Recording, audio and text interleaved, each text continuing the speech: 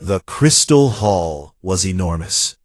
It floated in space like a giant jewel, spinning slowly around a pale white star that had no planets. Inside, the air smelled like something between flowers and electricity, and the walls were alive with a soft golden light that seemed to breathe. 42 species had seats in this hall, 42 ancient civilizations that had ruled the galaxy for longer than humans had existed. And today, for the first time in history, 3 humans stood at the center of it all. Captain Han Do-hyun walked with his back straight and his chin high. He wore the dark blue uniform of Earth's Navy, pressed and perfect, with a small silver pin of the Earth on his chest. Behind him walked Dr. Yoon Nari, a thin woman with sharp eyes and messy hair she had tried to tie back, but failed.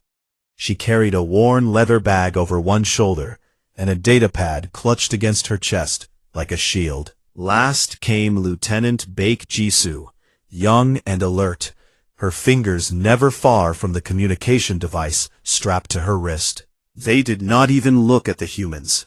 To them, the humans were not worth the effort of turning their heads. Counselor Prien, the Speaker of the Council, unfolded his glass wings and leaned forward from his seat at the very top. His voice came through the translation system smooth and cold. "You may speak, representatives of Earth." Do-hyun stepped forward. He had practiced this speech for weeks. He had memorized every word, every pause, every gesture. Earth needed trade routes through Council space. Earth needed protection from the raiders that haunted the outer systems. Earth needed a seat at this table, where humanity would remain forever on the edges of the galaxy, forgotten and vulnerable. He began to speak. His voice was steady and clear. He talked about humanity's achievements. He talked about their science, their art, their willingness to cooperate and learn. He talked about the potential for partnership and mutual benefit. He got exactly 4 sentences in before the laughter started. It began with the Aluni. Their bodies rippled with a bright orange color that meant amusement, and a wet, bubbling sound came from their throats. Then the Varath joined in, a sharp clicking noise made by their wings tapping together. Even some of the smaller species in the lower rings began to make sounds that their translators turned into giggles and snorts. Do-hyun stopped speaking. His jaw tightened, but he did not move. Counselor Prien raised one long thin hand, and the laughter slowly died down. He looked at Do-hyun the way a person might look at a small animal that had wandered into a room where it did not belong. "Captain," Prien said, "your species is, how old? 10,000 years of civilization? Perhaps 12? He paused, letting the number hang in the air. "The Varath have guided the stars for 900,000 years. The Aluni remember when your sun was young. The Terran were building empires before your world had finished cooling from its birth. You are a newborn noise in a very old galaxy. Your petition is noted. It is denied." Do-hyun opened his mouth to respond, but Prien was already waving his hand in dismissal. 2 tall Varath guards stepped forward, their wings folded tight against their backs. "You will be escorted to your vessel. The Council thanks you for your enthusiasm." The laughter returned, louder this time. It bounced off the crystal walls and came back multiplied, surrounding the 3 humans from every direction. Jisoo's hands curled into fists at her sides. Do-hyun placed a hand on her shoulder, a silent order to stay calm. They turned to leave, but Nari was not moving. Her eyes were wide and her lips were slightly parted, and she was not hearing the laughter at all. She was looking at a section of the crystal wall near the floor, half hidden behind a panel of decorative metal that looked like it had been bolted there thousands of years ago. Behind the panel, carved deep into the living crystal, were symbols. Nari knew those symbols. She had spent 23 years of her life studying symbols exactly like them. She had crawled through alien ruins on frozen moons and burning deserts. She had filled notebooks and hard drives with photographs and sketches and recordings. She had begged for university funding that never came, and worked late nights in empty labs while her colleagues told her she was wasting her time on a dead language that no one would ever read. And now those same symbols were here, carved into the walls of the most sacred hall in the galaxy, hidden, but present, like a secret waiting to be found. She grabbed Jisu's wrist so hard that the younger woman flinched. "I have seen this before," Nari whispered. Her voice was shaking. "Jisu, I have seen this language before." Jisu looked at the wall, then back at Nari.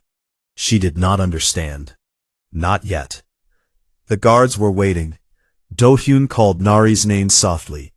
The laughter of 42 species still echoed around them, like rain on a metal roof. Nari pulled out her datapad with trembling fingers and took 3 quick photographs of the symbols before the guards blocked her view. Then she turned and followed Do-hyun and Jisoo out of the hall, her heart beating so fast she could feel it in her teeth. Behind them, the great doors of the assembly hall closed with a sound like a bell being struck once, deep and final. The council had already forgotten them. But Nari clutched her datapad to her chest and walked faster, because she knew something that no one else in that hall knew. Something that could change everything. And as the laughter faded behind the sealed doors, she made a silent promise to herself. She would make them listen. Nari did not sleep that night. She sat cross-legged on the floor of her small cabin aboard the Sejong, surrounded by datapads, old notebooks, and holographic projections that floated in the dim light like blue ghosts. Her eyes moved between the photographs she had taken in the assembly hall and the thousands of files she had collected over 2 decades of research. Do-hyun found her like that at 3 a.m. He stood in the doorway with 2 cups of tea and watched her for a moment before speaking. "We need to send the report to Earth Command," he said quietly. "They will want to know the mission failed." "Do not send it yet," Nari said without looking up. Do-hyun raised an eyebrow. He had known Nari for 6 years, ever since the military had assigned her to his crew as a specialist in alien languages. She was usually quiet, careful, and a little absent-minded. He had never heard her voice sound like this before. There was something burning in it. He set the tea down beside her and sat on the edge of her bunk. "Tell me." Nari finally looked at him. The light from the holograms made her face look pale and strange. She picked up one of her oldest notebooks, the one with the cracked spine and coffee stains on the cover, and opened it to a page filled with hand-drawn symbols. "Do you know what the council species call the ruins on the outer rim?" she asked. "The ones that are older than everything, older than the Verath, older than the Terran, older than any civilization that exists today?" Do-hyun nodded slowly. "The pillars of the first." "Yes, the pillars of the first. Ruins left behind by a civilization so old that no one even knows what they looked like. The council calls them the ones who sang. Their entire religion is built on stories about these beings, their laws, their government, the way they organize the council itself. All of it comes from fragments of first mythology that have been passed down for hundreds of thousands of years." Nari paused and held up the notebook. "But none of them can read the language the first left behind.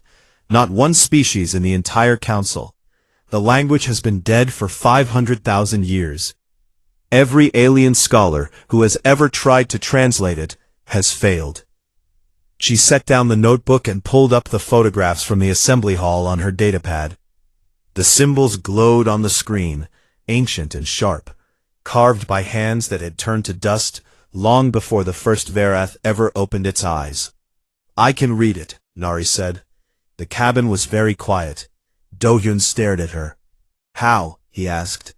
Nari stood up and began pacing. The words came out fast now, like water breaking through a crack in a wall. She had been holding this inside for years, carrying it alone, because no one had ever believed her enough to truly listen. She explained that the language of the first was not like any alien language that existed today. It was not purely written. It was a hybrid, a combination of visual symbols and sound.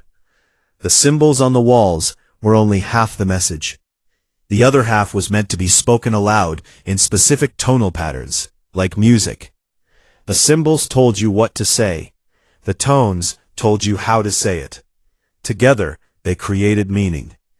Every alien species that had tried to decode the language had treated it as purely visual, like reading a book. They had failed because they were only seeing half of the picture. The other half required a brain that could naturally process complex tonal information, rhythm, and harmonic patterns at the same time. Human brains could do this. Humans had been doing it for thousands of years. Ancient Korean had tonal elements that modern linguists barely understood anymore. Sanskrit had complex patterns of rhythm and pitch built into its very grammar. West African cultures had developed entire languages based on drum rhythms, where the tone of the beat carried as much meaning as the beat itself. Nari had spent 23 years crawling through first ruins, recording every symbol, humming every possible tonal combination, failing and trying again. 3 years ago, alone in a ruin on a frozen moon called Sethari 4, she had spoken a phrase correctly for the first time. A door that had been sealed for 500,000 years had opened for her. She had told her university. They had not believed her. She had published a paper. It had been ignored. She had nearly given up. And then today, she had seen the same symbols carved into the walls of the most sacred building in the galaxy. "Show me," Do-hyun said. Nari looked at the photographs on her datapad. She studied the symbols for a long moment, her lips moving silently as she worked out the tonal pattern. Then she took a breath and spoke. The sound that came from her mouth was beautiful and strange. It started low, almost like a hum, then rose into a series of clicking sounds layered over vowels that seemed to vibrate in the air. The pitch rose and fell like a song, but it was not a song. It was a sentence, a greeting, a voice from 500,000 years ago, carried forward through time by a woman standing barefoot in a small cabin on a human ship. The lights in the cabin flickered. Then the ship shuddered. A deep, low vibration ran through the floor and walls, and every alarm on the bridge began to sound at once. Jisoo's voice crackled over the intercom, sharp with confusion. "Captain, the station's docking clamps just unlocked by themselves. I am showing power surges in systems that are not even on our maps. What is happening down there?" Do-hyun and Nari looked at each other. The vibration faded, the alarm stopped. But something in the bones of Palian Station, something ancient and hidden, and built by hands that had been gone for 500,000 years, had heard Nari's voice, and it had answered. Do-hyun was quiet for a long time. Then a slow smile spread across his face, the kind of smile that Nari had never seen from him before. It was not the polite smile of a diplomat, or the careful smile of a captain. It was the smile of a man who had just been handed a weapon that no one else in the galaxy possessed. "We are going back in," he said. He stood and walked to the bridge. Nari heard him giving orders to Jisoo in a calm, steady voice. He was not sending a report of failure to Earth Command. He was sending a coded message requesting backup. Not soldiers, not warships, just time. Nari sat back down on the floor, among her notebooks and her datapads and her floating holograms. She picked up the photographs from the assembly hall and began to work. There was so much more written on those walls, so much more waiting to be spoken aloud for the first time in 500,000 years. And somewhere in those carvings, she was certain, was a message that would make the laughter stop forever. She picked up her tea. It was cold. She drank it anyway and kept working. Outside the ship, Palian Station floated in the light of its pale star, ancient and silent, but deep inside its walls, in circuits and pathways that had not carried a signal since before the Council existed, something was awake now. 3 days passed. 3 days of Nari barely eating, barely sleeping, and speaking strange sounds into the air of her cabin, while the ship's sensors recorded every vibration and frequency shift around her. 3 days of Do-hyun studying council law with a patience that would have impressed a monk. 3 days of Jisoo quietly reaching out to the few alien delegates who had shown even a flicker of curiosity about the human visitors. On the morning of the 4th day, Do-hyun transmitted a formal request to the council. He invoked an old law, so old that most of the delegates had to look it up in their own archives. It was called the right of ancestral witness. The law stated that any species which could provide evidence of a connection to the first had the right to demand a second hearing before the full council. The law had never been used. No species had ever claimed such a connection. But the law existed, carved into the council's own founding documents, and it could not be ignored. Councillor Prien was furious. His glass wings vibrated with a high-pitched hum that the translators could not fully convert, but that clearly meant anger. He argued that the law was ceremonial, symbolic, never meant to be actually invoked. But the council's legal scholars examined the text and confirmed that the law was binding. The humans had to be heard. The doors of the assembly hall opened again. Do-hyun entered first, followed by Jisoo and then Nari. This time there was no laughter. The atmosphere was cold and hostile. Every seat was filled. The Varaf stared down with their black eyes narrowed. The Oluni had turned a deep shade of purple, a color that meant suspicion. The Terran had brought more soldiers, who stood along the walls like statues carved from night. Councillor Prien spoke from his high seat. His voice was sharp enough to cut glass. Captain Han Do-hyun, you have invoked the right of ancestral witness. This is a serious claim. If you waste the council's time with tricks or lies, the penalty is permanent exile from council space. Your species will never be permitted to enter these systems again. Do you understand? Do-hyun nodded. I understand, Counselor. Then, present your evidence. Do-hyun did not speak. He did not present data or arguments or charts. Instead, he simply stepped to the side and looked at Nari. Nari walked forward. Her leather bag was over her shoulder, and her data pad was in her hand. But she set both down on the floor. She would not need them. Everything she needed was already in her mind, in her memory, in the muscles of her throat, and the shape of her mouth. She stood in the exact center of the assembly hall. A small human woman, surrounded by the oldest and most powerful civilizations in the galaxy. She looked up at the walls, at the crystal that had been growing and shaping itself for millions of years, at the ancient carvings half hidden beneath layers of decorative metal. Then she closed her eyes and spoke. The first sound was low. It came from deep in her chest, a vibration more than a voice, and it filled the hall the way water fills a bowl. Then the tone shifted, rising, and clicks began to layer over the vowels like rain falling on leaves. The language of the first poured from her mouth in patterns that were both song and speech, both music and meaning, woven together so tightly that they could not be separated. The walls responded. It started slowly. A faint glow appeared in the carvings nearest to Nari, a pale blue light that seemed to come from inside the crystal itself. Then the glow spread. It moved upward through the walls, like fire climbing a tree, tracing the lines of symbols that had been dark and dead for 500,000 years. The decorative metal panels that had been bolted over the carvings began to vibrate, and then fell away, clattering to the floor, revealing more symbols, more carvings, more messages that no living being had seen since before the council existed. Hidden panels in the floor slid open.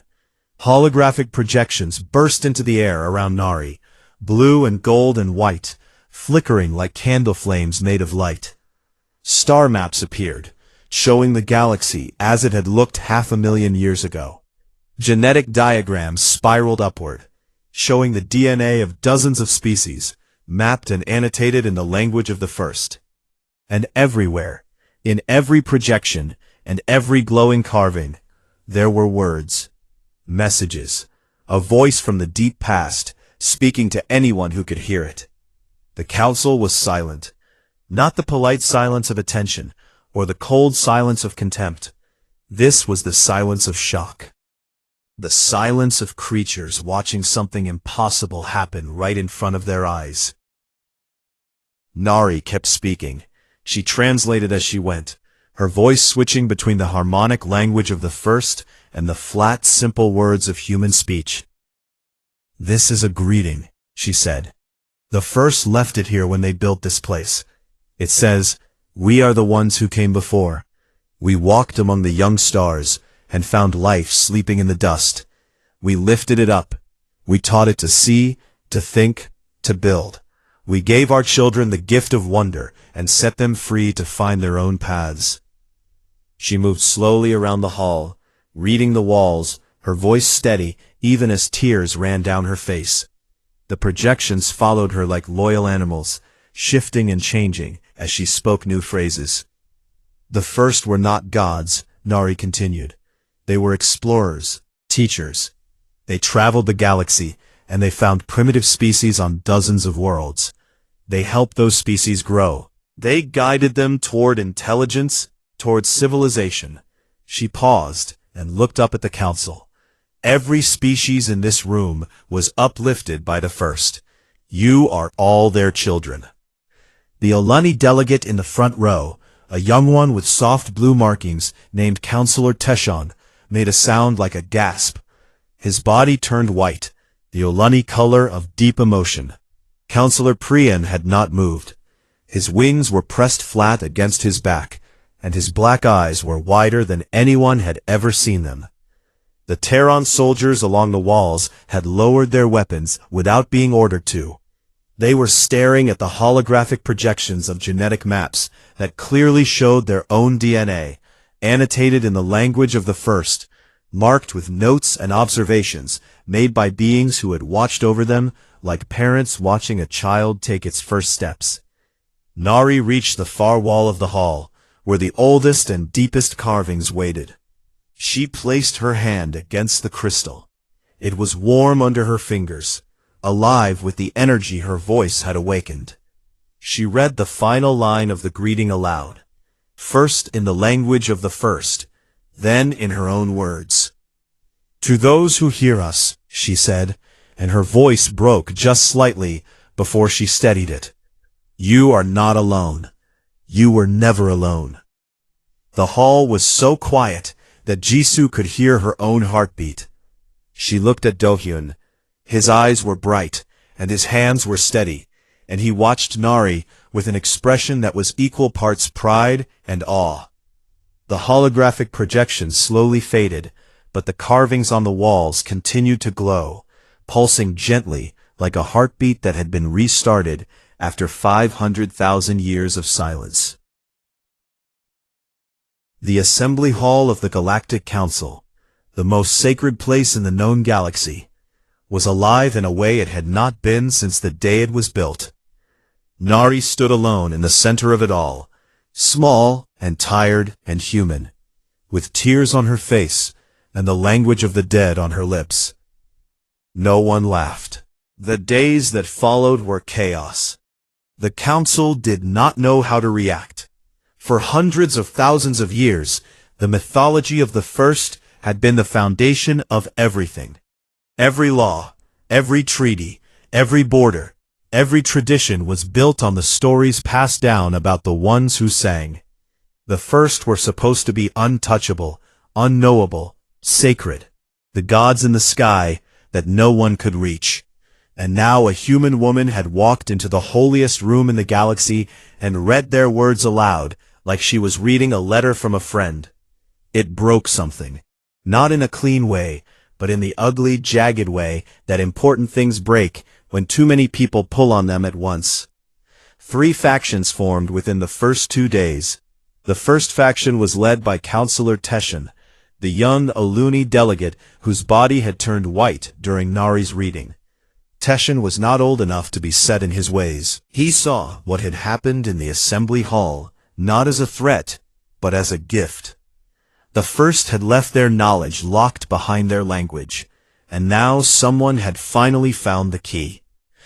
He argued that the council should work with the humans, open the remaining first ruins scattered across the galaxy, and unlock the full breadth of ancestral knowledge that had been waiting in silence for 500,000 years.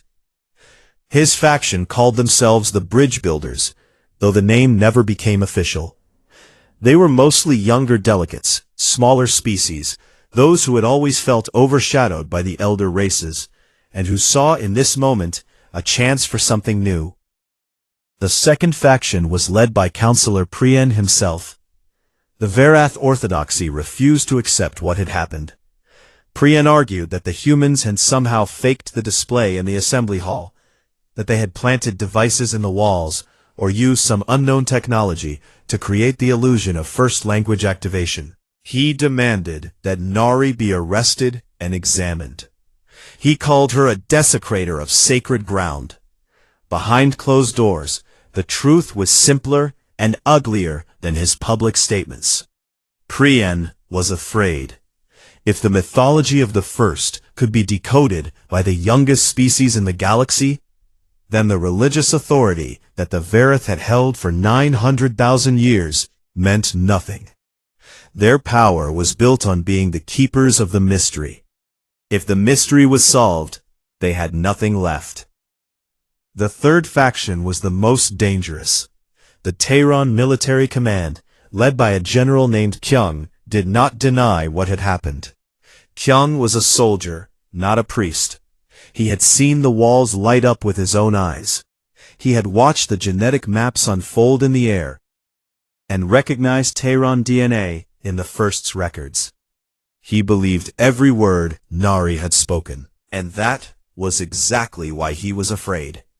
If the humans controlled the only living speaker of the first language, then the humans controlled access to the first's technology. And Nari's translations in the days following the assembly had already revealed that the first had left behind far more than words and stories. There were instructions hidden in those walls, blueprints, designs for technologies that made the Council's most advanced systems look like children's toys.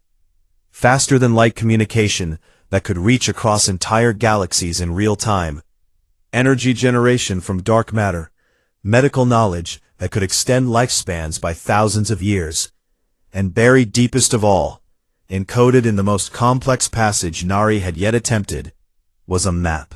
A set of coordinates pointing to a place the first had called the Cradle, their homeworld, the place where they had begun and where they had returned at the end. General Kyung looked at all of this and saw a simple equation. Whoever controlled the language controlled the technology. Whoever controlled the technology controlled the galaxy. And right now, that power sat in the mind of one small human woman on a ship with no weapons. Kyung began to move. It started quietly. Tehran warships, which had been stationed at the edge of the Palion system as a standard security measure, began to reposition. They moved closer to the station, one by one, until a ring of dark metal surrounded Palion, like a fist, slowly closing. Do-hyun noticed the movement on the second day, and called Jisoo to the bridge. "How many?" he asked. Jisoo counted the signatures on her screen. Her face was pale. 14 warships, Captain. They have enough firepower to turn this station into dust. Do-hyun sat down in his chair and pressed his hands together. He was a diplomat, not a warrior. The Sejong was a transport vessel, with light shields and no offensive weapons. If the Tehran decided to take Nari by force, there was nothing he could do to stop them militarily. He went to find Nari. She was in the assembly hall, which the grateful faction had opened for her continued research. She barely looked up when he entered. The walls were still glowing, and she was speaking softly to them, coaxing new passages to reveal themselves, her voice low and musical in the vast empty space. "Nari," Do-hyun said gently, "we have a problem." He told her about the warships. She listened without expression, then turned back to the wall she had been working on. There is one more message, she said, deeper than the others. It is hidden behind a layer of encryption that is different from everything else I have found. The tonal patterns are more complex. It will take me time to work through it. But I think the first left it here for exactly this moment. What do you mean? Nari placed her hand on the crystal. It pulsed warmly under her touch. The first were not fools, Do-hyun. They knew that when someone finally spoke their language again, there would be fear and fighting and greed. They planned for this. This last message, I think it is meant to answer the question that everyone is really asking. What question? Who does this belong to? On the bridge of the Sejong, Jisoo received a transmission on all frequencies. General Kyung's face appeared on screen, broad and hard, his 4 arms folded across his massive chest. His voice was calm and final. Human vessel Sejong, you will surrender the linguist designated Nari and all research materials related to the first language. This is not a negotiation. You have 6 hours to comply. The legacy of the first belongs to the elder races of this galaxy. It does not belong to children. The transmission ended. Jisoo sat in silence for a moment. Then she opened a hidden channel, one that bounced through 17 relay stations and 3 different encryption layers, and sent a burst transmission to Earth. It was not a call for warships. Earth had none that could reach Palion in time. It was a call for witnesses. Every major news network, every university, every government on Earth received the same message at the same time. It contained Nari's translations, her research, her recordings, and a simple note from Captain Han Do-hyun. If we do not survive the next 6 hours, make sure the galaxy knows what we found. Make sure they know what the first wanted to say. Make sure no one can bury this. In the assembly hall, alone with the glowing walls, Nari worked faster. Her voice filled the ancient chamber, speaking to beings who had been gone for longer than she could truly understand. And somewhere in the crystal, in the deepest and most protected layer of the first's final message, the answer waited. She just had to find it before the 6 hours ran out. The Terran boarding parties came with 4 hours still left on the clock. General Kyung was not a patient man, and he had decided that waiting was a luxury he could not afford. The first breach came through the lower docking ring of Palion Station, where Terran soldiers in black armor cut through the airlocks with plasma torches and moved through the corridors in tight, disciplined formations. Each soldier carried weapons capable of cutting through steel walls. They moved toward the assembly hall like a dark river flowing downhill. Do-hyun met them in the corridor outside the hall. He stood alone. He had no weapon, no armor, nothing but his blue uniform and the silver earth pin on his chest. Jisoo was behind him, pressed against the wall, recording everything on her communication device and broadcasting it live through every channel she could reach. The signal was already bouncing toward Earth, toward the grateful faction's ships, toward anyone who would listen. The Terran squad leader stopped 3 meters from Do-hyun. He was enormous, towering over the human captain like a mountain over a stone. His 4 hands gripped his weapon with the casual confidence of someone who had never met anything he could not break. "Step aside, human," the squad leader said. Do-hyun did not step aside. "You are children of the first," he said. His voice was calm and carried clearly down the corridor. "Every one of you, the beings who made you, who lifted your ancestors out of the dust and taught them to think and build and dream, they left their words on these walls. They left them for all of us. Not for me, not for Nari, not for your general, for everyone." The squad leader's grip tightened on his weapon. "I have my orders." "I know you do," Do-hyun said, "but I am asking you to think about what those orders mean. Your general wants to take the first's language by force. He wants to own it. But the first did not leave their words behind so their children could fight over them, like animals fighting over food. You know this. In your bones you know this. The Terran soldiers did not move. Some of them exchanged glances. The squad leader's jaw tightened, but he did not give the order to push forward. Then General Kyung arrived. He walked through his own soldiers like a king walking through his garden, massive and unhurried, his forearms swinging at his sides. His eyes were fixed on Do-hyun, with a look that held no hatred, but no mercy either. He was a practical being. He believed in power and control. He had seen what the first technology could do, and he had decided that it must be held by hands strong enough to use it wisely. In his mind, those hands were his. Enough talk, Captain. He walked past Do-hyun, as if the human were not there, and placed his hand on the door of the assembly hall. The linguist comes with me. The research comes with me. This is finished. He pushed the door open and stepped inside. Nari was standing in the center of the hall. The walls were blazing with light. Every carving, every hidden panel, every ancient circuit that the first had built into this place was alive and burning with a pale blue glow that made the entire chamber look like the inside of a star. Nari's face was wet with tears and bright with the reflected light, and her mouth was moving. She was speaking the final passage. Kyung stopped. The sound hit him like a wave. It was not just sound. It was vibration, frequency, something that reached into the body and shook it at a level deeper than hearing. The language of the first filled the assembly hall and pressed against the walls and the floor and the ceiling, and the crystal responded with a resonance that made the entire station tremble. Then the trembling spread. On 1,000 worlds across the galaxy, in ruins that had been silent for 500,000 years, something woke up. Ancient machines, buried under deserts and oceans and mountains, hummed to life. Dormant archives opened, sealed chambers unlocked. Lights turned on in places that had not seen light since before any living species had been born. The entire galaxy lit up like a nervous system firing for the first time. A web of ancient technology responding to a voice it had been waiting to hear. Nari finished the passage and stood breathing hard in the blazing light.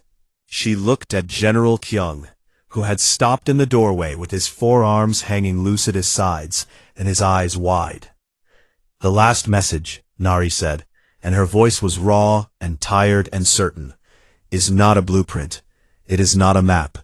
It is an answer." She translated it for him. She translated it for Jisu's recording, for the live broadcast, for every being in the galaxy who was listening. The first had known this moment would come.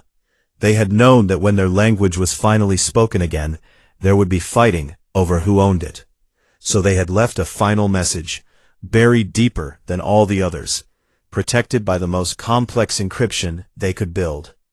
The message was a test result. The first explained that they had seeded the galaxy with dozens of species, and locked their knowledge behind their language on purpose. It was not a treasure chest waiting for the strongest hand to pry it open. It was a lock that could only be opened by a specific kind of mind. Not the oldest mind. Not the strongest mind. Not the most powerful. The lock required a mind that was curious enough to study something everyone else had given up on. Patient enough to spend decades working in silence without recognition. Humble enough to learn a voice that was not its own. The first had designed the lock and then waited 500,000 years for the right key to find it. They had not chosen an heir. They had built a door and trusted the universe to send the right person through it. And the message ended with words addressed directly to the council. Nari spoke them in the language of the first, and then in her own words, and her voice filled the hall, and the corridors, and the broadcast channels, and the vast silence of space beyond. You are all our children. Every one of you carries our gift. But the one who speaks for you now earned that right, not through conquest, or age, or power. They earned it by listening. Honor them as we would have honored you. Share what has been found. Build together. This is our final wish. Do not make it our final disappointment. The silence that followed was the deepest silence Jisoo had ever known. She could hear the hum of the station's ancient systems. She could hear Nari breathing. She could hear her own blood moving through her veins. General Kyung stood in the doorway for a long time. His weapon hung forgotten in one of his 4 hands. Then slowly, like a tree bending in a wind it could not resist, he lowered his head. He set the weapon on the floor. He stepped back. Counselor Priyan, who had been watching the broadcast from his chambers, pressed his glass wings flat against his body. Among the Verath, it was the gesture of deepest shame. He did not speak for 3 days. Counselor Teshin wept openly and without embarrassment, his body cycling through every color the Oluni could produce. In the weeks that followed, the council was reformed. It was not easy, and it was not fast. There were arguments and threats and long nights of negotiation. But the broadcast had been seen by every species in the galaxy, and the words of the first could not be unheard. Humanity was granted a permanent seat on the council. More than that, they were given a title that had never existed before, Keeper of the Tongue. The humans would be responsible for unlocking and translating the First's archives and sharing them equally with every council species. Not as owners, as caretakers. Nari returned to Earth and established the Institute of First Languages in a small building on the campus of her old university.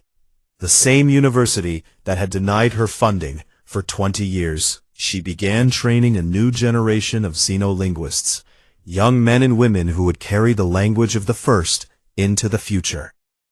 On the last night before the Sejong left Palion Station, Dohyun, Nari, and Jisoo stood together on the observation deck. The pale star turned slowly in the darkness, and the station's ancient walls still glowed with a soft blue light that had not faded since the day Nari first spoke. Jisoo leaned against the railing and smiled. What happens now? Nari looked at the stars. Somewhere out there, far beyond the mapped systems and the known trade routes, was the cradle. The homeworld of the First, the place where it all began. The coordinates were in her mind, translated and memorized, and waiting. She whispered a phrase in the old language. It was soft and musical, and full of a feeling that did not have a name in any human tongue. It meant something close to, "We hear you. We are coming." Dohyun put his hand on her shoulder. Jisoo reached over and took Nari's hand. The 3 of them stood together in the quiet, looking out at a galaxy that had laughed at them, and then gone silent, and was now, slowly, beginning to listen. Far away, on a world that had been dark and empty for 500,000 years, buried under layers of dust and time and forgetting, a single light turned on. It was small and blue and steady, and it shone in the darkness like a heartbeat that had never truly stopped. It had been waiting, and now, at last, someone was coming home.